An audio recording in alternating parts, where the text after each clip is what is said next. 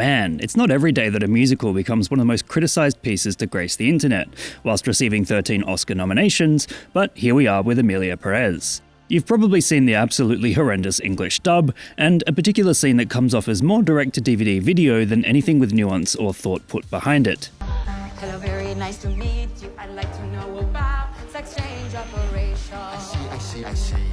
You see, Emilia Perez is a Netflix movie about a Mexican cartel boss who effectively wants to retire and transition to a woman. Unfortunately, it turns out the film is not a particularly nuanced representation of Mexico or trans people, and comes across as a little bit weird. How on earth this happened, when Wicked exists as a perfectly good musical film that has become widely beloved between critics, as well as people who usually hate musicals, seems to be beyond the understanding of anyone on social media. That being said, you do need original songs to win, and Wicked does not have those on account of it adapting from the Broadway musical. It just goes to show that sometimes critics and audiences can agree on one thing, and this is manifested as meme culture completely takes the piss out of Emilia Perez.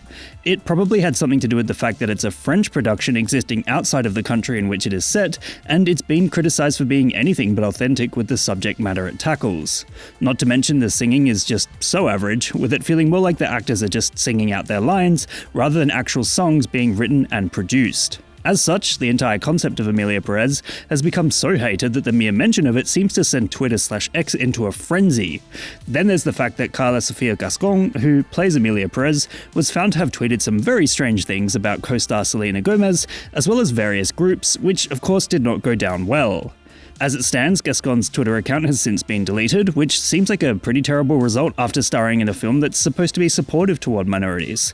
And so, the fact that a musical which appears to be absolutely mid, yet has such a strong campaign to become a contender at the Oscars is simply bizarre, as if there's a disconnect between the subject matter and the intended outcome.